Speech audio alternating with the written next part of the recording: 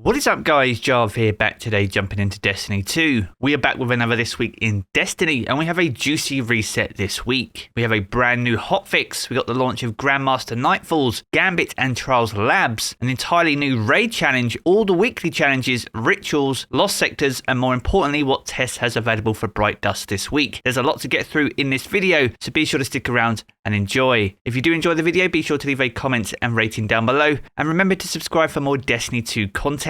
Just over 60% of the viewers on the channel aren't currently subscribed, so be sure to hit that red button and ring that bell to make sure you don't miss an update. But without further delay guys, let's jump into the video.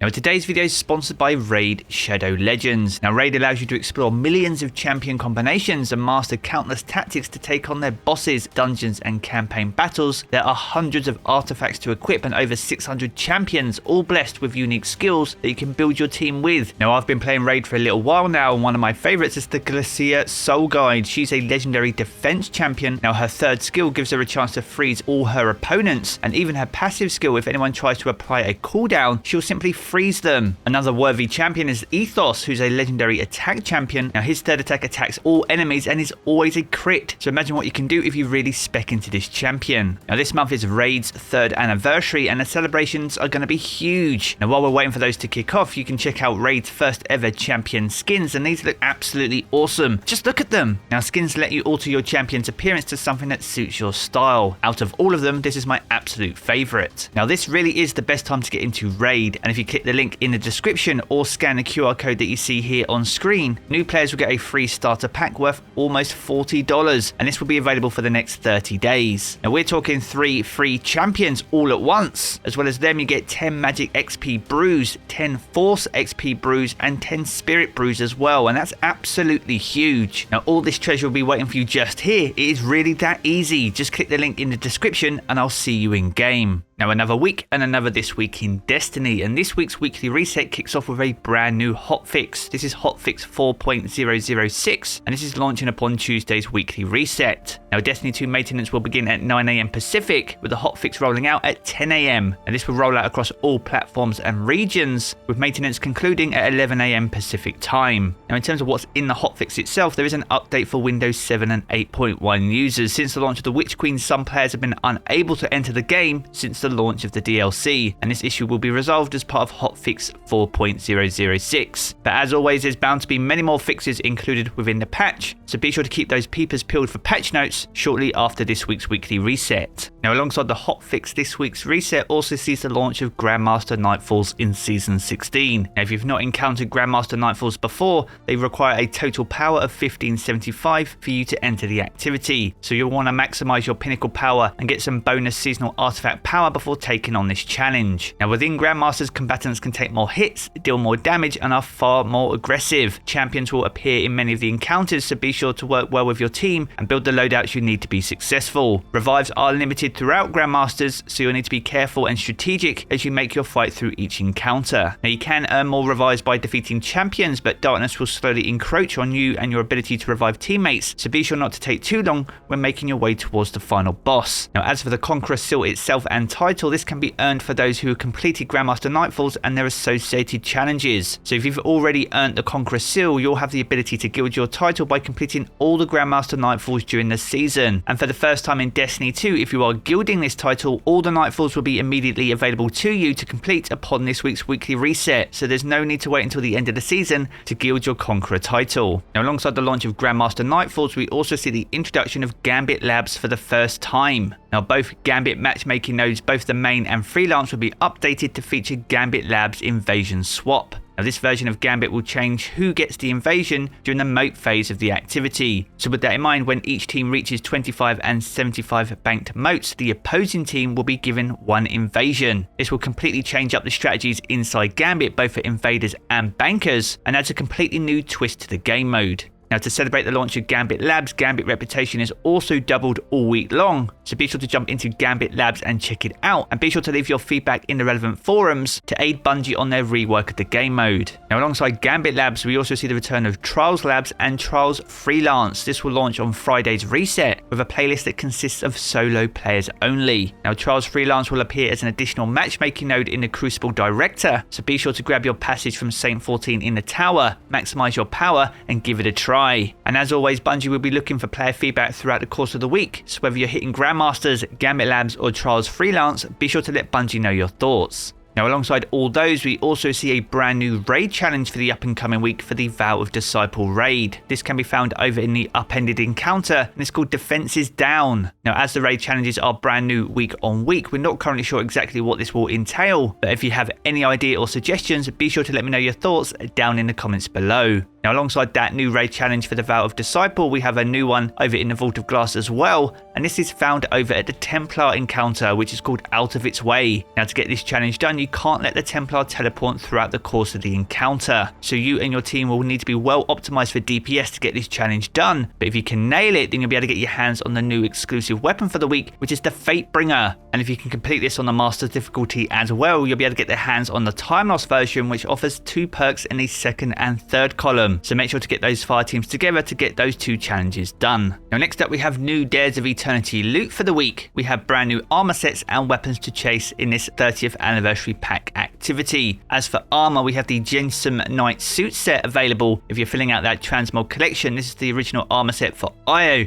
back in Destiny 2 Vanilla, and that is alongside the Curios Function suit set, which is from the old Curse of Osiris and is perfect for your Transmog collection. So if you're filling those out, these have a chance to drop during the course of the activity or upon activity completion itself. But if you're seeking out new weaponry, then the 7th Seraph weapons are available this week. This is alongside the Nature of Beast hand cannon, the Fallen Guillotine, False Promises, Temptation's Hook, the Cold Denial, the Whispering Slab, the Hollowed Words, the Truth Teller, and then all the 7th Seraph weapons. This includes the Carbine, the Officer Revolver, the CQC-12 Shotgun, the SI-2 Sidearm, the VY-7 submachine gun, alongside the Saw machine gun as well. There are some immensely powerful weapons available in the loot pool this week, so if you find yourself missing out on any of those weapons, be sure to jump into Dares of Eternity to get your hands on them. Now from here, we're going to move on to weekly challenges, and we have a new weekly mission for the up and coming week. This week's mission is the Arrival, which is the first campaign mission in the Witch Queen. Now the weekly missions are a great source of Ascendant alloy on both the Hero, Legend and Master difficulty, and all in all, out of all the weekly missions, the Arrival is probably the easiest when it comes to completing a mission on Master difficulty for your Gumshoe seal. So if you're still needing to get that triumph done like I am, be sure to jump into the weekly mission to get that challenge done. Now alongside the new weekly mission, we also have Wellspring Defend upon this week's weekly reset, which will be offering the Fell Taradiddle bow. Now this will alternate between attack and defend on alternate days, whilst rotating through 4 weapons in the loot pool. Now Tuesday's reset will see the bow in rotation, but if you're looking for the Come to Pass auto rifle and the Tarnation heavy grenade launcher, then the auto rifle will be available on Thursday this week, with the Tarnation being available on Friday. So if you're still needing weapon patterns for both of those weapons to complete a key step for your exotic glaive pattern quest, then be sure to jump in on those days to get those weapons that you need. And if you already have the exotic glaive, remember that the exotic weapon patterns for the other glaives also have a chance to drop during Wellspring. There's no need to complete the quest on the other characters, as they become an RNG drop upon Wellspring completions.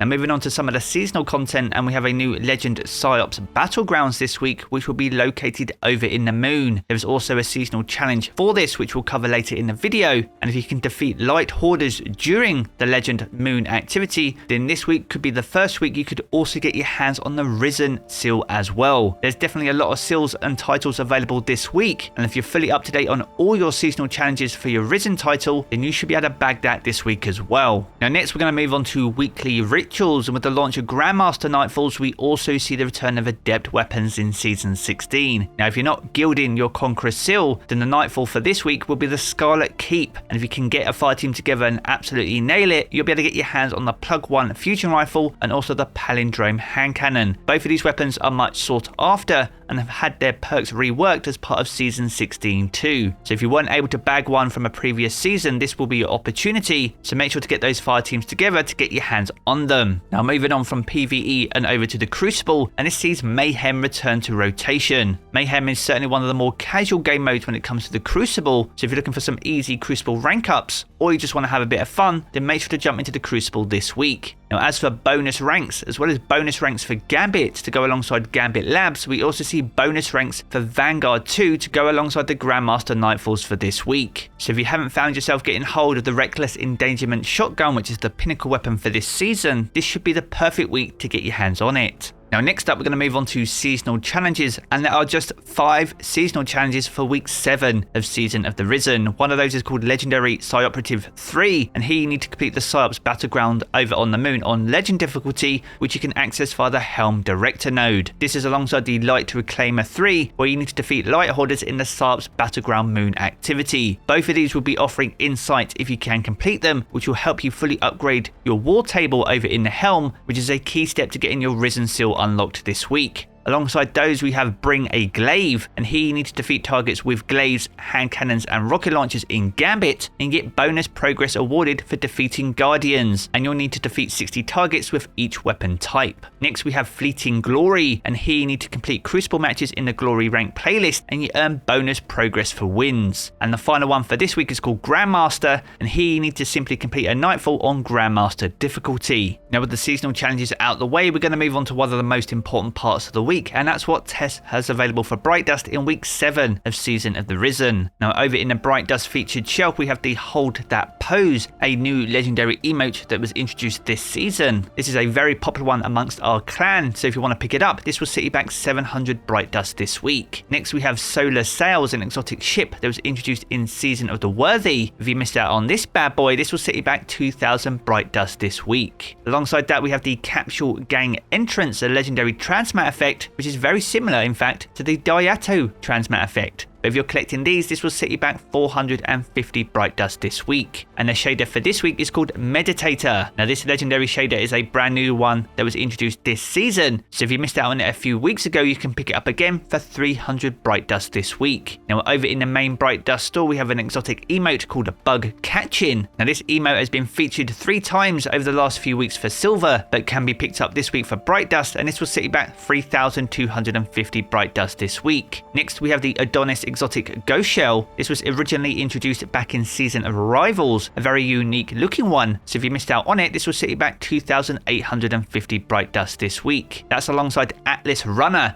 an exotic sparrow which is actually part of a cosmetic set. So if you missed out on it back in Season 12, you can pick it up right now for 2,500 Bright Dust. That's alongside the Pall Bearer, a huge exotic ship that was introduced in Season of Arrivals as well. Looks very similar to the bottom of my Hoover, in fact. But if you're a big fan of it, you can pick it up anyway for 2,000 Bright Dust this week. Now next we have exotic armor ornaments, and these will vary depending on which class you visit Tess with. For the Hunter you have an ornament for the Omni Oculus chest piece. For you Titans you have a new ornament for your Caress of the Falling Star, and for you Warlocks you have a brand new ornament for your Necrotic Grips. Each one will set you back 1500 Bright Dust this week, so if you're looking to pick them all up, be sure to pay Tess a visit with each and every class. Next up we have the Hourglass Legendary Ghost Projection, a brand new one introduced this season that will set you back 1500 Bright Dust. And the final item this week is the Standard Bearer. This is an exotic weapon ornament for the Suros Regime Auto Rifle. If you're a big fan of the Suros, the OG Auto Rifle from Destiny 1, you can pick up the ornament for 1250 Bright Dust this week.